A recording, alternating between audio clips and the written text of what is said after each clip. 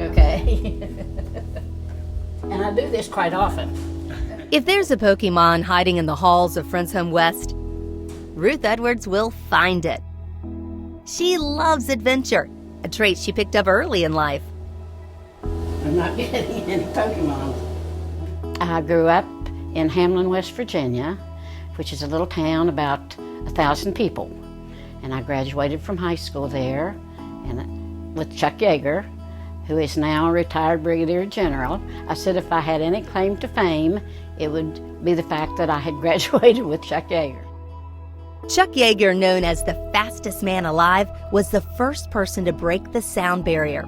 He was also Ruth Edwards' boyfriend. In her 96 years, she's never been afraid to try something new. Today, she's catching Pikachu. But more than 70 years ago, she was working in a steel manufacturing plant. Ruth was a Rosie. Carnegie, Illinois Steel from Pennsylvania came into South Charleston and set up a plant in the U.S. Naval Ordnance Plant. So I went up there and got a job in the machine shop. We made armor plates and gun barrels and missiles, types of missiles, and things for battleships, parts for battleships. World War II was underway. Many men who worked in the factories were fighting overseas, and women stepped up to help. Those women later became known as Rosies, like Rosie the Riveter. I was about 20 years old at the time, and I had never seen anything like that. That machine shop was huge. It had all kinds of drill presses, milling machines, all kinds, just rows and rows of machines. My job was expediter, which was going from machine to machine, checking at night to make sure that they had all the equipment that they needed, and there were no cell phones, we were the communications link between management and production. Ruth didn't have experience, but she had drive. We went to work because we wanted to end the war as quickly as we could. I don't think anybody missed a shift. There was no absenteeism and no vacations, and everyone was patriotic. We went to work because we wanted to end the war as quickly as we could, and when the men left to go to war, that left the defense plants without enough workers. So the women came out of the kitchens, they said, and went to work in plants. She remembers the first time she saw this iconic image. It sort of indicates that, there's strength in unity, and the women united to work to try to help end the war. So it just became a symbol for everybody, that red bandana, and that we can do it. The women did it, working right up to the end of the war. I worked until the day peace was declared, and when that happened, Carnegie Steel pulled out of the Naval Ordnance Plant, went back to Pennsylvania, and everything stopped right then. It was just, they left all their equipment there, all the machines were left there, so they were stored in what later became the stamping plant in South Charleston, West Virginia.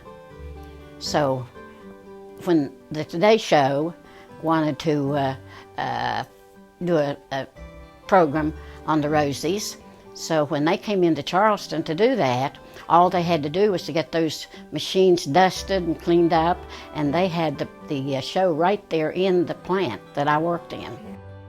She had friends on the front lines and one special man in her heart whom she didn't know if she would ever see again. So at one time he was reported killed, and then another time he was reported missing. So then I found out that he was a Japanese, that he was on the Bataan Death March. He was on Bataan, but was on the Bataan Death March and was being held as a prisoner of war. James Harold Edwards. But he was in about 3 or 4 camps, prison camps in that area, and then he was transferred to Tokyo, Japan, and worked in copper mines. He was forced to work in the copper mines. But he got down to, I think it was 76 pounds. So he was put in what they call the death house, And that was where they put you when you weren't going to live. So they just gave up on you, but he was totally and permanently disabled and just suffered from the brutality and malnutrition. He had malaria, beriberi, dysentery, just a whole list of ailments that just followed him through the rest of his life.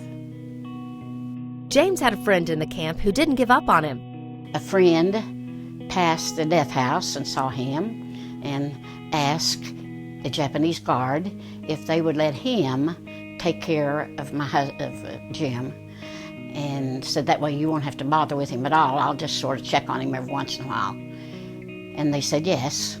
So he kind of stole food out of the kitchen. He was able to do that, and he would take him extra portions of rice or whatever.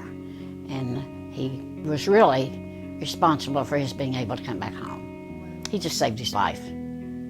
Thanks to that friend, Jim came home to Ruth. We never forgot it. I kept in touch with that guy. His name was Okie Pack, and I kept in touch with him as long as he lived. We were very, very good friends. Jim and Ruth married. They built a life together, children, grandchildren, and even great-grandchildren. He passed away too soon. In 1997, 2 days before his 76th birthday. 1997. Ruth believes the best way to honor his memory is to share his story and hers. I'm very much a believer in paying attention to history, because the past has something to do with our future, you know. As a Rosie, Ruth herself is a part of history. Anne Montague is the executive director. She's a Harvard graduate, and she organized the Rosies in West Virginia. So I was called and asked if I worked in a defense plant during World War II. And I said yes. So she said, "We want you." So I joined the movement then, and then we started working together as Rosies. Ruth was even part of a documentary. It is the women that went to all different parts of the United States and worked in defense plants, and their stories. And they tell how hard it was for them to leave their homes and get transportation to where they worked, and just their total story. But it's a very, very good documentary, and it is now being shown throughout the United States.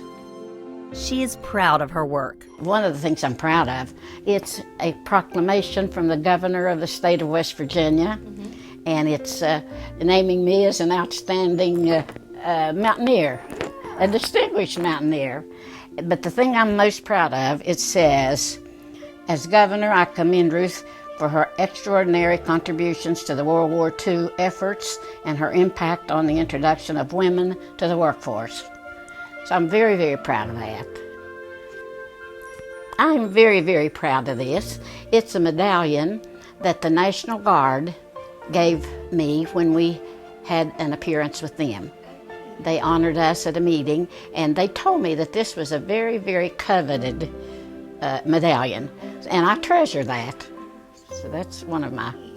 Proud of the Rosies and the message it sends to a younger generation that includes her great-granddaughter.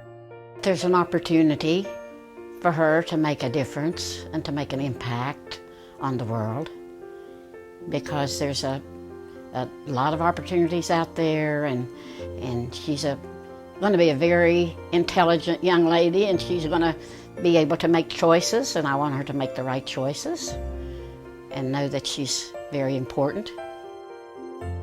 We can learn a lot from Ruth. We just have to keep up with her. I've had a wonderful life. I have just, I've done so many things that I never thought I would be able to do, and I don't know that I would change anything.